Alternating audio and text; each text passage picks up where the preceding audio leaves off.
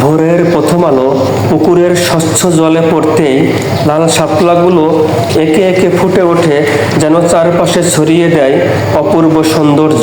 আমার নাম মোসাম্মদ আয়েশা সিদ্দিকা। আমার গ্রামের নাম গোপীনাথপুর। আমাদের গ্রামে একটা পুকুর আছে, সেই পুকুরে শাপলা ফুল ফোটে, প্রতি বছরই ফোটে। এই শাপলা ফুল দেখার জন্য দূর দূরান্ত থেকে অনেক মানুষজন আসে। আপনারাও এই ফুল দেখতে আসবেন, এই ফুল দেখতে অনেক সুন্দর। সিরাজগঞ্জের রায়গঞ্জ উপজেলার নলকা ইউনিয়নের গোপীনাথপুর গ্রামের শিক্ষক বাহাদুর আলীর বাড়ির ছোট্ট পুকুরটিতে দেখা মেলে এই মনোহর দৃশ্য। প্রত্যেক বছরই ফুল ফোটে।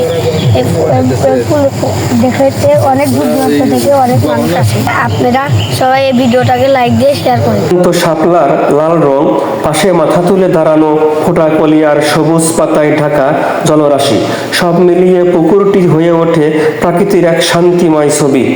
লাইনের ধারে বাহাদুর মাস্টার 15 থেকে 16 বছর আগে পদ্ম ফুল লাগাইছে।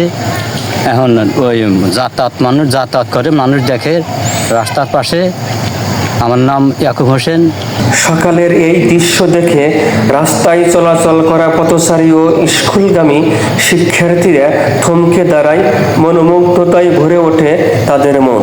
আমি মোহাম্মদ বাহাদুর আলী, আমার গ্রাম গোপীনাথপুর।